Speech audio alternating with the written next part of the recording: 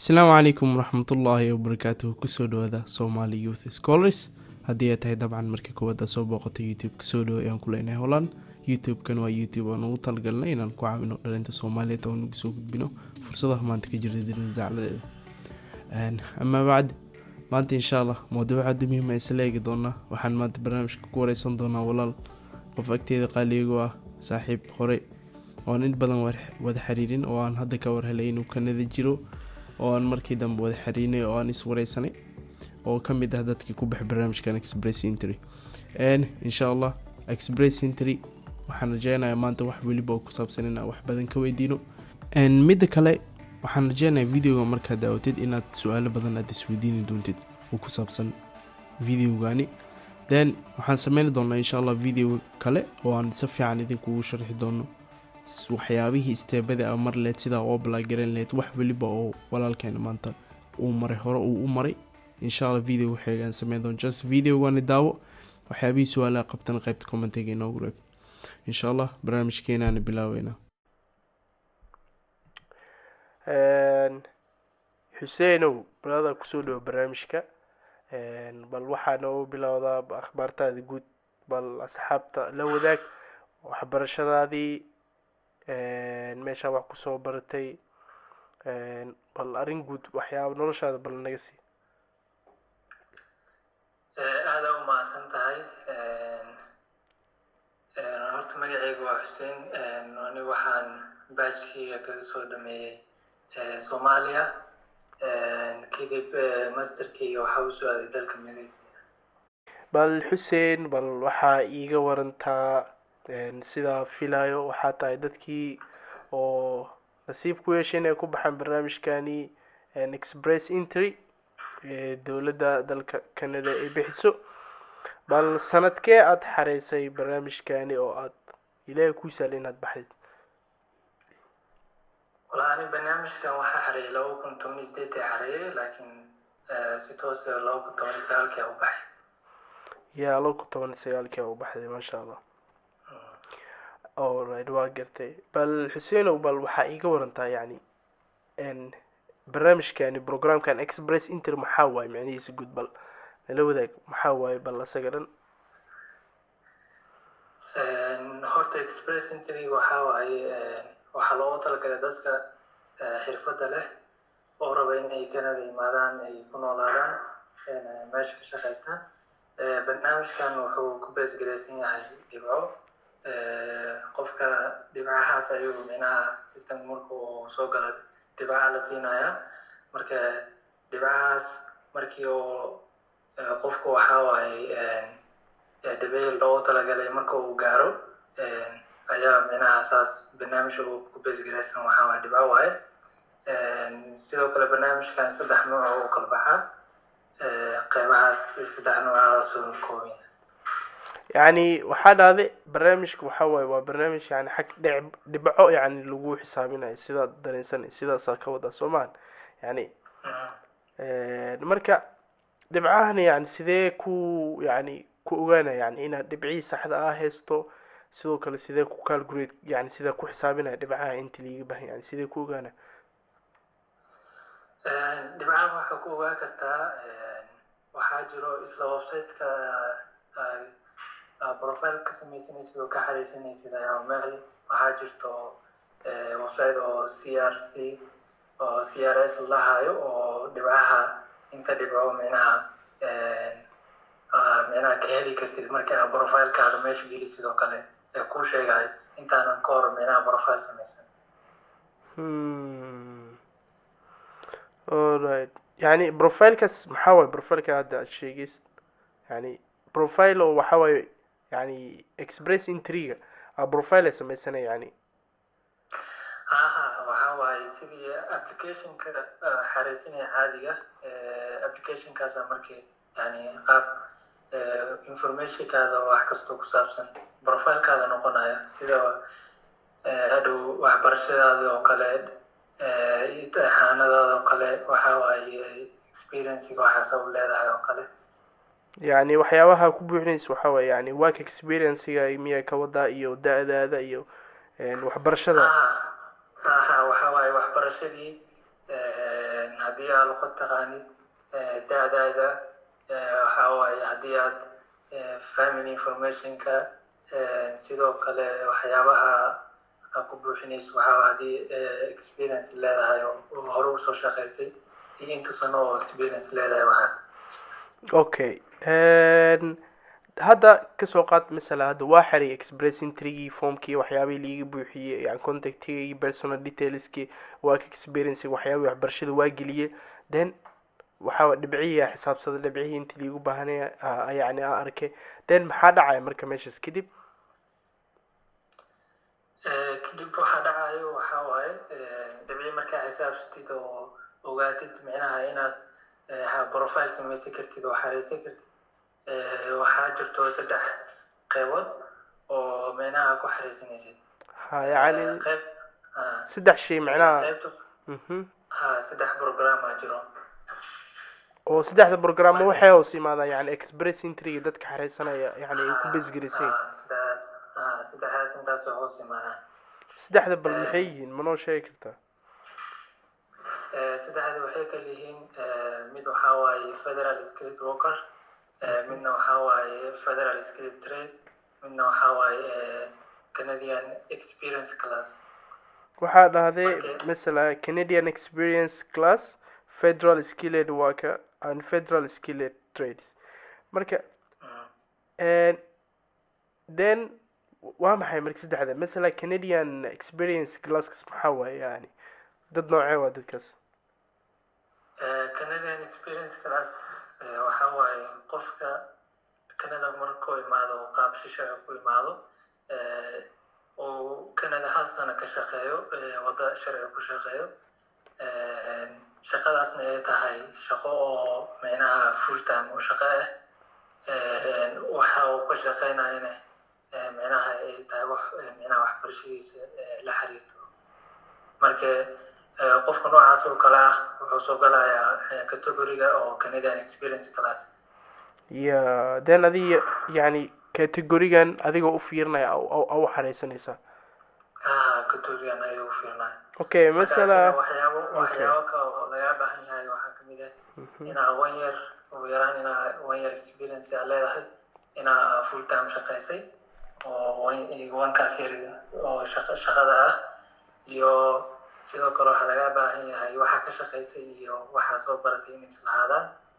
sidoo kale waxaa laga baahan yahay shahaadada ingiriiska ah haddii aad Canada joogtay waxaa kaloo geli kartaa imtixaan oo CLB ah oo ayadana la iska rabo maxaa lahay 7 ama oo IELTS-ka oo asana ilaa 6 laga rabo alright waa fahmay marka qofkaas waxaa waaye oo Canadian experience worker qofkaas waxaa dhacday waa qof dalkaasi experience case oo meeshas maybe wax ku bartay mise ka shaqeeyay camal ay category-ga soo galay bal adigoo dalka wax ku bartay oo Soomaali mesela waxaa la degree-gaagii Soomaaliya ugu dhameysay jaamacad ama meeshas ugu baxday qofkaas camal oo wiligiis Canada tagin category-ga uu soo galaya sidoo kale category-ga uu soo galayo waxaa waaye federal skilled worker oo soo galaya qofka noocaas oo kale oo Canada experience gudaheeda ku lahayn oo waxna ka baran oo dibadda wax kusoo bartay dibaddana wax ka shaqeeyay asina wuxuu soo galaya federal skilled worker sidoo kale asina waxyaabaha qofka looga baahan yahay federal skilled worker markii oo category-ga soo apply garanayo waxaa kamid ah inuu micnaha kiyo sidoo kale imtixaanka inuu maxaa lahay sidoo kale oo experience uu leeyahay ugu yaraan 1 sano yani work experience inuu 1 sano lahaado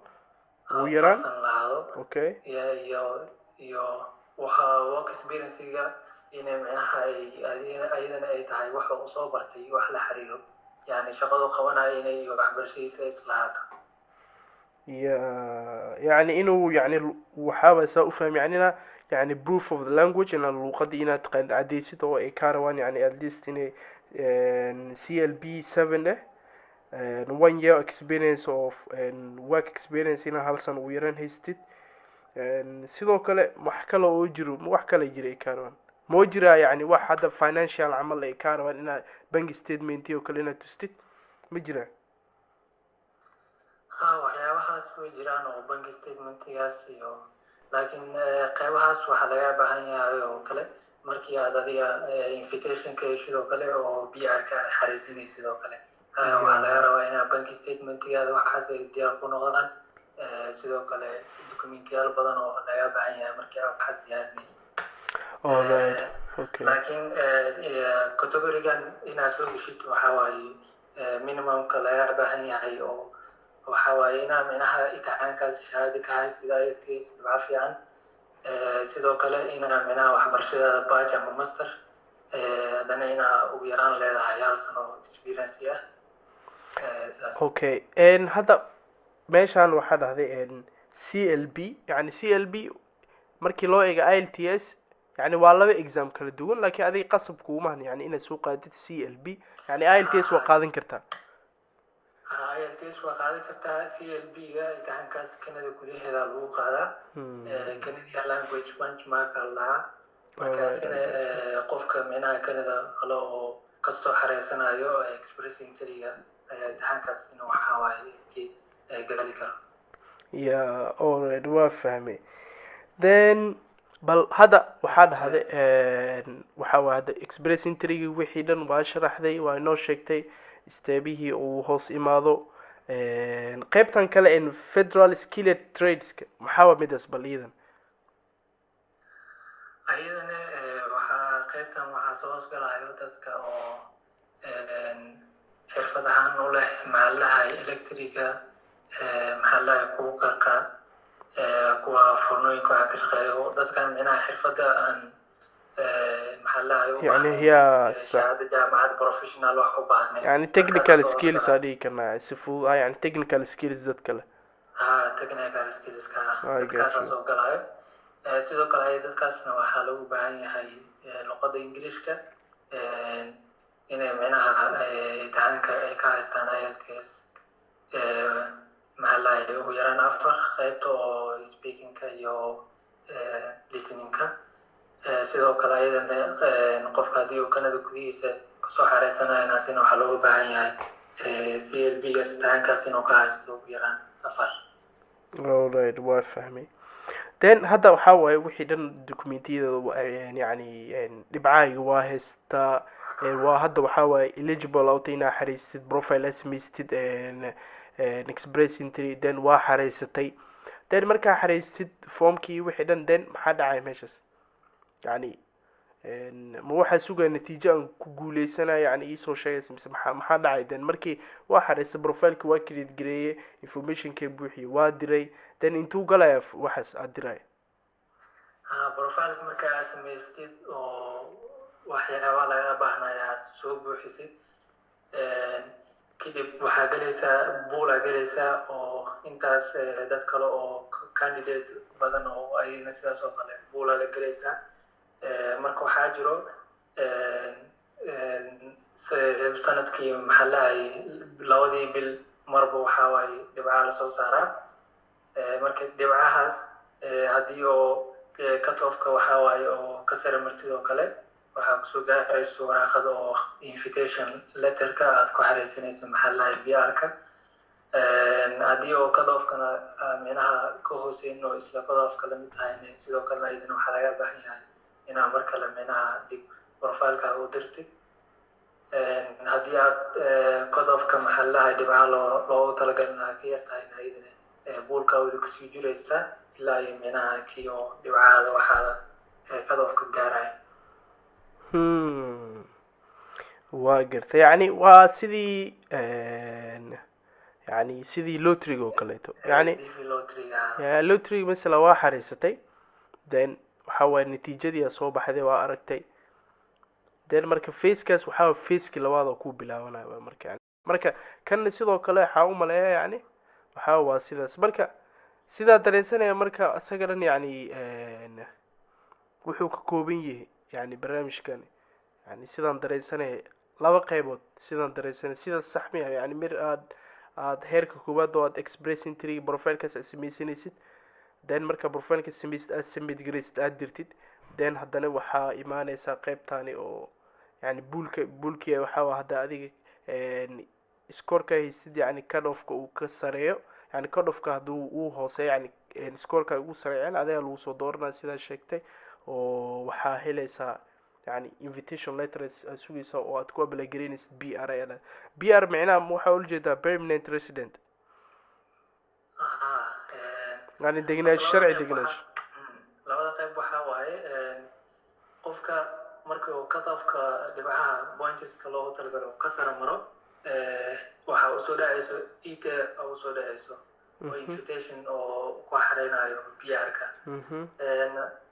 haddii invitationkaas soo gaarin oo kale laakiin cut-offka dhibcihiisa micnaha uu taagan yahay oo kale waxaa marka labaad looga baahan yahay inuu profilkiisa u diro si uu micnaha invitation ku helo. Okay, alright, hadda den masala kasoo qaado waan guuleystay hadda waxaa invitation letter ka hele, then what am I going to do, like maxaa xiga waan sameyn doonaa? Markaa guuleystid waxaa lagaa rabaa 6 maalin gudaheeda in micnaha PR-ka aad ku xareysid kadib markaa haysid maxallaha invitation letterka PR application-ka PR-ka xareysanaysa apply garaynaya apply garaynaysa. Okay, marka waxyaabaha maxay kaaga baahan yihiin yani si PR-ka saa u xareysid? Si PR-ka u xareysid waxaa laga baahan yahay luqadda certificate oo language-ka sidoo kale waxay kaaga baahan yihiin medical report-kay kaaga baahan yihiin sidoo kale waraaqad CID-day kaaga baahan yihiin bank statement-kay kaaga baahan yihiin sidoo kale bank statement-ga inta inay ku jirta loo baahan yahay calaa qofkii haddii waa qof yahay haddii uu ka badan yahay oo kale website-ka ayaad ka ogaan kartaa meeshaas sanad kasta qiimaha way isbedelaan meesha lagu soo shaaciyaa bank statement-gina waxaa waaye last 6 bilood ugu dambeysa ayaa liskaga baahan yahay sidoo kale waxaa laga baahan yahay work experience-ga oo meelaha ka shaqeyso kale inaad micnaha reference letter ama waraaqadaha kasoo qaadatid haddii guursatid oo kale ama micnaha qof oo xaasla tahay oo kale waxaa laga rabaa shahaadooyinka iyo waxaas sidoo kale waxaa laga baahan yahay baasaboorkaada sidoo kale sawira laga baahan yahay iyo waxaa kaloo laga baahan yahay haddii ay dokumentiyo kale ay sii jiraan oo kale oo Canada oo kale haddii ay shaqeeysid oo kale ama state-ka mid kamid ah haddii oo nomination letter kusoo siiyey waxaa kaloo jira idan liskaga baahan yahay maxaa lahay waxbarashadaada in micnaha equivalent u tahay micnaha waxbarashada Canada oo kale soo marka ayadana waxaa jiro agensiyaal oo habeenayo dokumentiyadaasi markii agensiyaashaasna ayana waxaa kamid ah weska kamid ah oo qaab online xataa waxaa waaye inaad dokumentigaada u dirtid oo meeshaada ayada waxaa ku faafay garaynayo waxbarashada micnaha inay isleedahay waxbarashada soo baratay iyo waxbarashada Canada inay micnaha kuwa isleedahay isqaabilaan ay noqonayso يعني دوكيومنتيدا waxaa waa in waajib yani in la checking gareeyo oo yani agency jiro oo checking gareena yani in waxbarashada Canada iyo waxbarashada hadda aad baratay yani inay isku system yihiin yani isku qiimeynay marka agencyadaasi maadaama dalka ay ku yaaleen yani intee ka heli kartaa yani online ahaan saadada way ku aqbalayaan yani waxaa waa ilaa horta dhowr agency jiro agency oo CS laha jiro ikhas mid la dhaha jiro ikas mid la dhaha jiro ISS mid la dhaha jiro iyo US jiro soo markay agenciyadaas xafiisyo ku leeyihiin wadamada agency qaar waxaa jiro oo application online ah documentiga shahaadada ku jiray sida ayna qaabilayo laakiin markii aad online wax ka dirtid oo kale waqti badan ay qaadanaysaa in micnaha documentiga la soo farfaageliyo soo marka qofka waxaa u fudud oo kale inuu meesha ugu dhow oo kale agenciyada xafiis ku leeyahay oo kale inuu documentigiisa wixii kala tago meeshaasna kasoo dhammaysto waa gartay bal Xuseeno yani bal processkan oo dhan yani ilaa iyo meeqa bilay kugu qaadatayna yani aad ku howlgashid yani waxaan ay ku suurtagalaan inaad yani processkan aan bartid visa-ga ay heshid then Canada ilaa meeqa kugu qaadatay processkan aniga waxay u qaadatay haddii hal sano ay u qaadatay dhammaan markii xilligan xareeyey markii aan kasoo xisaabiyo fiisaha iyo processkan iyo waxaan dhan waxa waaye adiga total ahaan waxaa waa 1 sano igu qaata adiga. Yeah. Alright, Hussein aad iyo aad kaa mahadcelinaya sida wacan aad barnaamijkeena uga qayb qaadatay. Waxaan soo gaarnay dhammaadkii videogeena insha Allah halkan ayaan ku keenayna. sidaan hore idinkugu sheegay waxyaabo su'aalo aad qabtaan haddii ay jiraan fadlan qaybta commentiga igu reeb. Assalaamu calaykum waraxmatullaahi wabarakaatuh.